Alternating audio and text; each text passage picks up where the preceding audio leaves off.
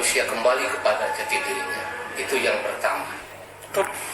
Hadirin yang berbahagia, tinggal pertanyaannya, sudahkah kita seperti sifat tanah, memberikan kontribusi untuk menghadirkan kepribadian yang tulus, ikhlas, tawakal, dan konsisten komitmen dengan kejujuran?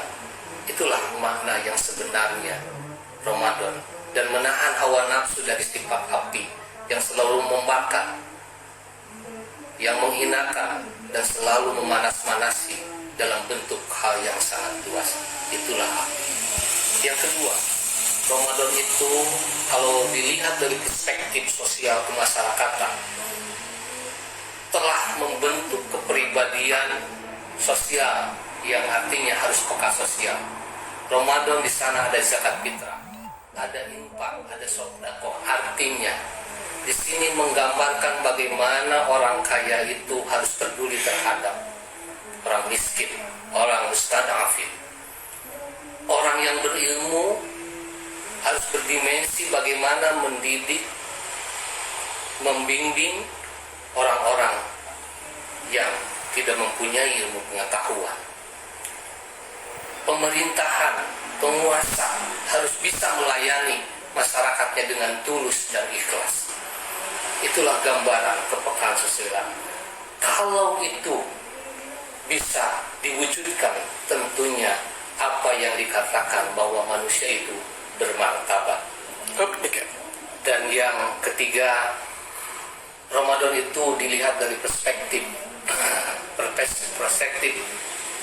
adat istiadat.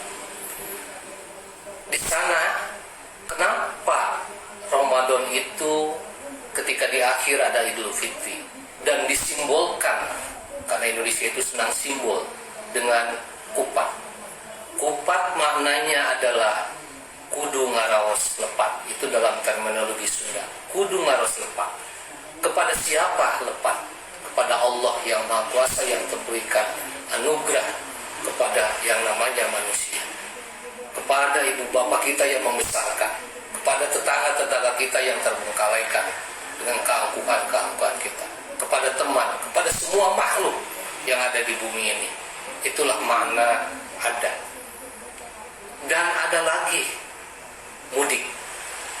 Mudik itu ada sebuah momentum silaturahim yang di sana yang sudah jarang ketemu dengan handai tolan. Di sanalah makna silaturahmi dengan mudik yang ada di Indonesia. Kenapa ada mudik di Indonesia? Tentunya pertanyaan itu sangat. Karena mereka mencari penghidupannya di Indonesia itu banyaknya di kota. Karena perputaran uang itu memang sejatinya banyak di kota, bukan di kampung. Kenapa orang kampung hari ini pergi ke kota? Karena sawah ladangnya sudah dijual, pertaniannya tidak produktif.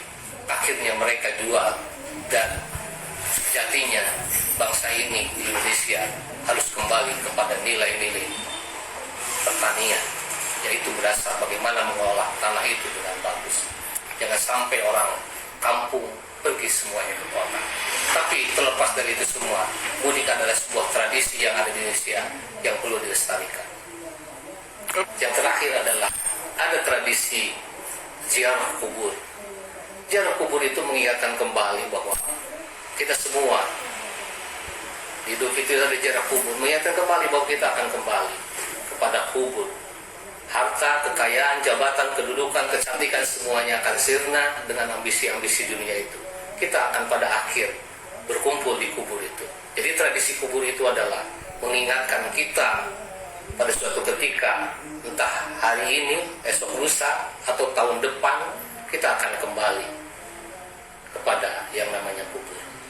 Mudah-mudahan dengan hikmah Ramadan ini kita bisa mentafakuri diri bahwa satu hal yang ada pada Ramadan itu mengembalikan kita kepada fitrah jati diri manusia yang berasal dari tanah dan akan kembali ke tanah. Tinggal pertanyaan kita, apakah kita bermanfaat?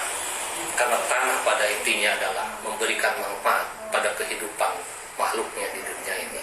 Dan seterusnya kita selaku muslim dan muslimat mudah-mudahan dengan suasana dan bencana hari ini bisa diangkat oleh Allah dan dijadikan keberkahan di bulan Ramadan ini.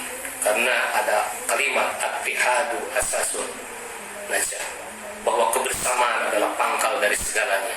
Kalau mau terlepas dari penyakit yang ada COVID ini, kebersamaan, marilah kita bersama-sama menjaga diri, kesehatan kita baik lahir maupun batin. Mudah-mudahan Allah tetap mengabulkan